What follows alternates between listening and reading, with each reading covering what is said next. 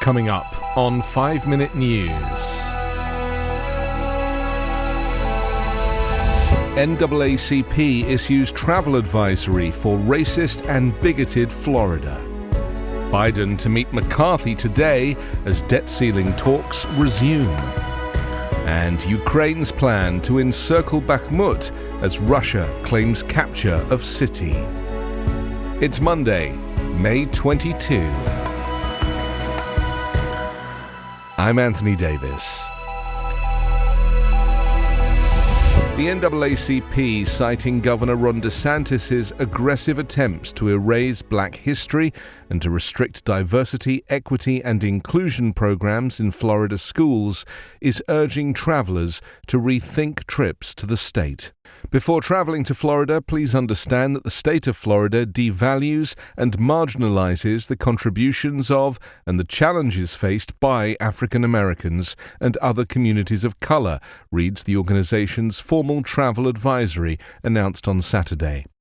Initially put forward to the National Board of Directors by the NAACP's Florida State Conference, the advisory stems from what the organization describes as unrelenting attacks on fundamental freedoms from the governor.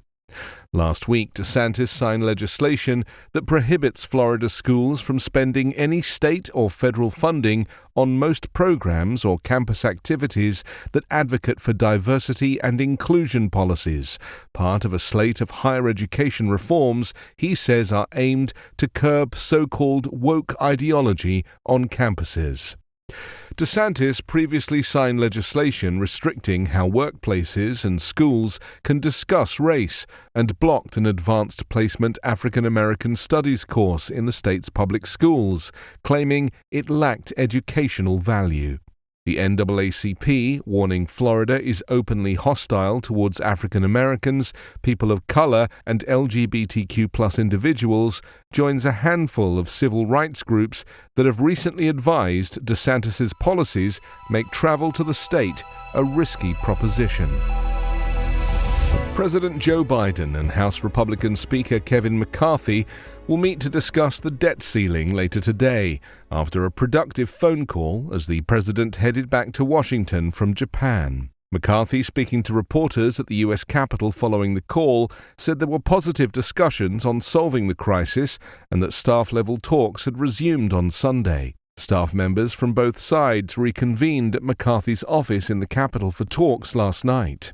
Biden, before leaving Japan following the G7 summit, said he would be willing to cut spending together with tax adjustments to reach a deal, but the latest offer from Republicans was unacceptable. Less than 2 weeks remain until June 1st, when the Treasury Department has warned that the federal government could be unable to pay all its debts, a deadline U.S. Treasury Secretary Janet Yellen reaffirmed on Sunday.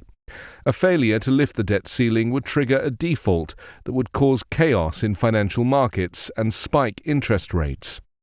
McCarthy's comments on Sunday appeared more positive than the increasingly heated rhetoric in recent days, as both sides reverted to calling the other's position extremist and talks stalled. Much of what they've already proposed is simply, quite frankly, unacceptable, Biden told a news conference in Hiroshima. It's time for Republicans to accept that there is no bipartisan deal to be made solely on their partisan terms. They have to move as well, he said. The president later tweeted that he would not agree to a deal that protected big oil subsidies and wealthy tax cheats while putting health care and food assistance at risk for millions of Americans. He also suggested some Republican lawmakers were willing to see the U.S. default on its debt so that the disastrous results would prevent Biden from winning re-election in 2024. Ukraine said on Sunday that its forces were still advancing around the edges of Bakhmut, aiming to encircle the ruined eastern city after Moscow congratulated the Wagner private army and Russian troops for capturing it. Russia said on Saturday it had completely taken Bakhmut, which, if confirmed, would mark an end to the longest and bloodiest battle of the 15-month war. Russian President Vladimir Putin praised his regular troops and the private Wagner group. On Sunday, however, a top Ukrainian general said Kiev's forces still controlled what he accepted was an insignificant part of Bakhmut, although that would allow them to enter the city when the situation changed. The general said in a Telegram post that Kiev's troops were advancing on Russian forces in the suburbs and getting closer to a tactical encirclement of the city, formerly home to 70,000 people. General Syrskyi, the commander of Ukraine's ground forces, said on Sunday he had visited the frontline positions near Bakhmut, where fighting has raged for more than 9 months. Syrskyi's assertion that Ukrainian forces were continuing their advance along the flanks of the city was echoed by Ukraine's deputy defense minister. Ukrainian troops were still defending industrial and infrastructure facilities and had claimed part of the overlooking heights. In the past 24 hours, the Russian offensive around Bakhmut has not let up, including airstrikes on the city, according to a statement by the General Staff of the Ukrainian Armed Forces.